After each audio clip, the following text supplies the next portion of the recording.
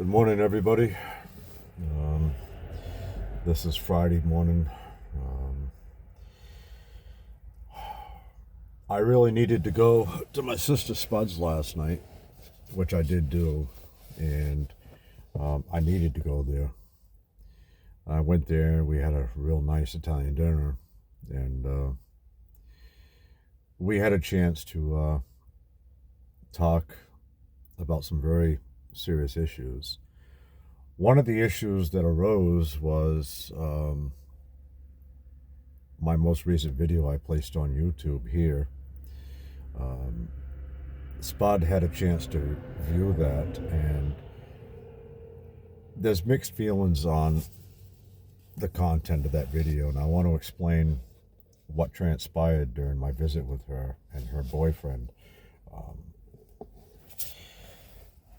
In the video, I was venting because of all this that has been built up for so long. And when it concerns the content, there's nothing wrong with me being angry. There's nothing wrong with being frustrated or even, outright hostile. But how you become angry and frustrated and hostile and who it's directed to is a different situation. The C word that I used was very vile, and I shouldn't have used that.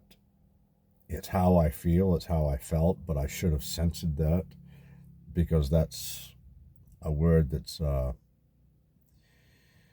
very well accepted with anybody. I don't condone the actions that I spoke. I'm actually ashamed of myself. But venting on a video, I've learned that it's dangerous because you're not really sure when you're in the heat of the moment the words you speak and the audience that may see that. So my sister and her boyfriend was right on a lot of issues, but wrong on a couple issues. We had to go to the local office this morning to pick up a lot of paperwork that unfortunately I have to file, but it's part of the process. For those that watched my video, you are aware that I hired on the team, the legal team, Legal Shield. I put a $5,000 retainer down, and they've uncovered a tremendous amount of information that will 100% go on my side. There's also a few things they picked up that will go against me, but that's the consequences of hiring a professional legal team. I'm not under a gag order, but I am told to be very cautious of what I say on videos concerning this case.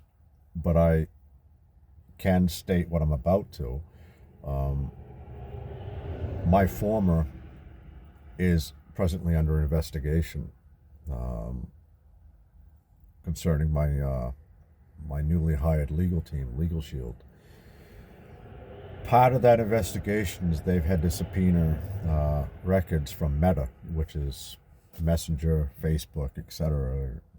It's owned by Facebook, and it's the same company but different branches. I don't know if that makes sense or not. But I had to pay a $250 fee to have all these subpoenaed. Now, what was subpoenaed are text messages that my former and I had sent back and forth to each other. Some of them did not relate to this case, some of them did.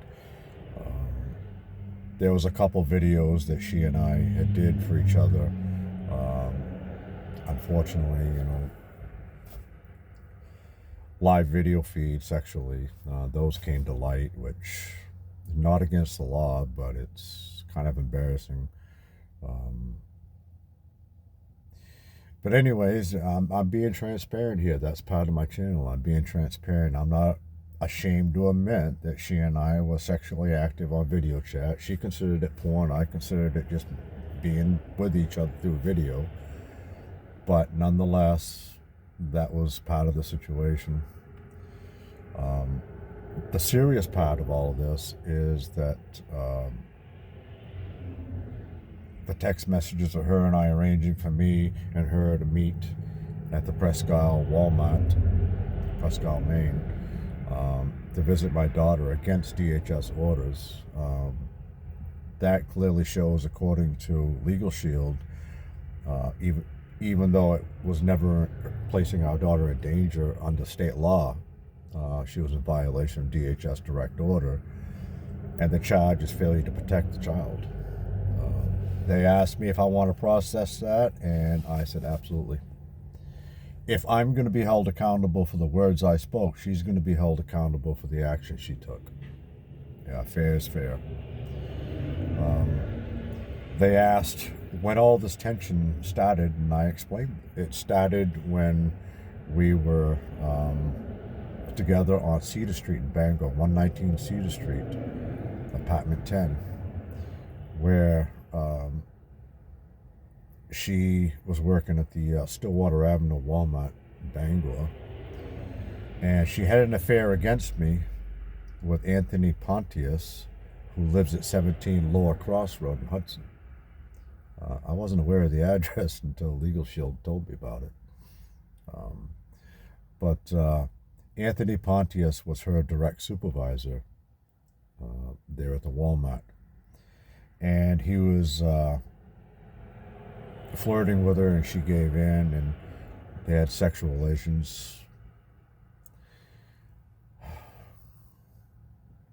Anyways, long story short on that, I ultimately found out through a third party, and I confronted my former about it, and over time she admitted it, and that began the tension and the stress and the distrust in our relationship.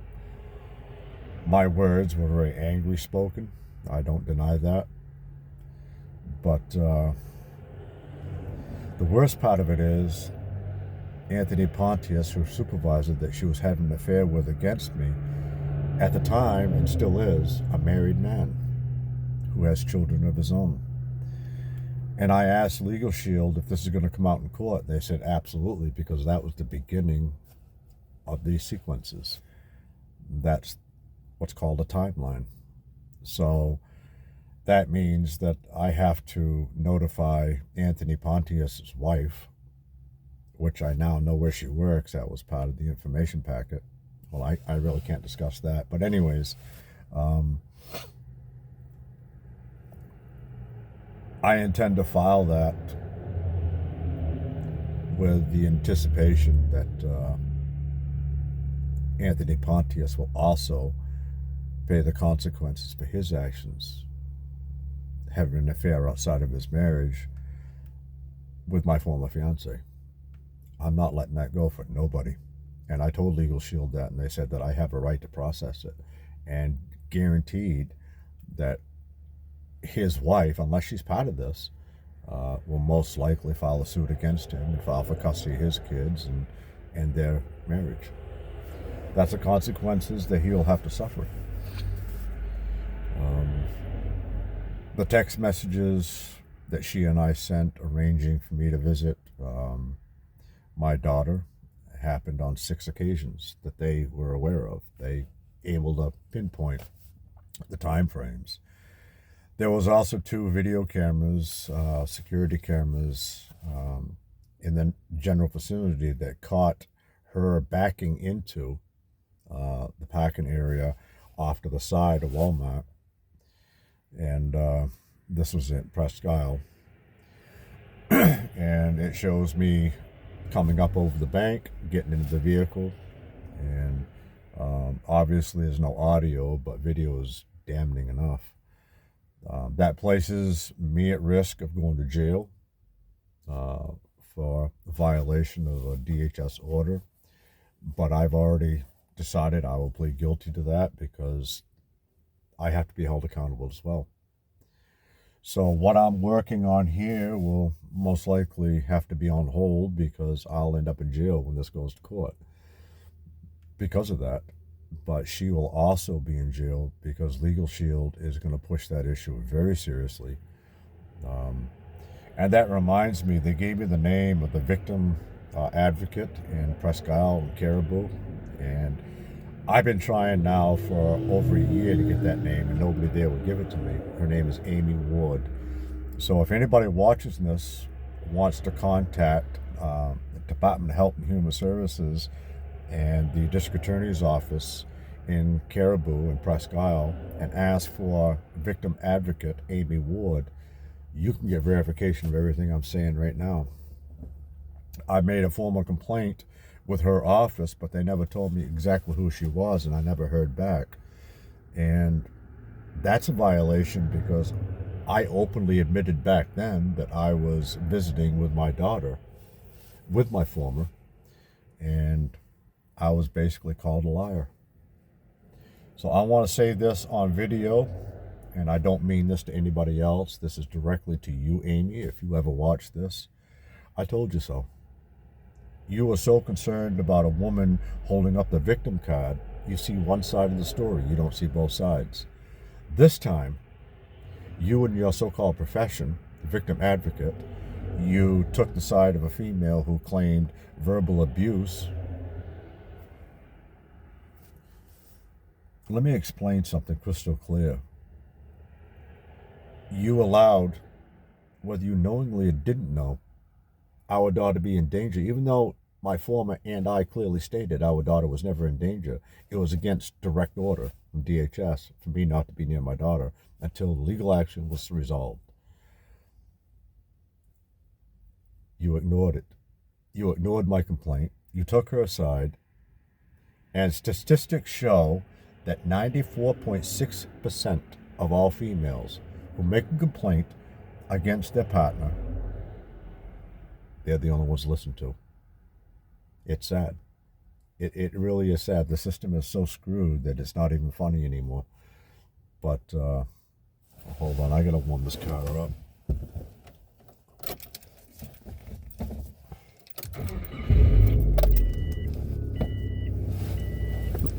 You failed to listen to both sides of the story, but like all victim advocates, you hear a woman say, hey, he hurt me, he abused me, he said something bad about me, and automatically you take their side.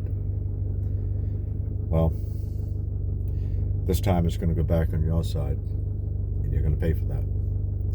You will pay for that one way or the other. That's not a threat, that's a fact. Legally, you will pay for that. Legal Shield asked me a direct question, and I want to state it on here. They said that if I ever saw my former, would I physically hurt her? No, I would not physically hurt her. But if I saw her hurting my daughter in any way, I will do what's necessary as a father.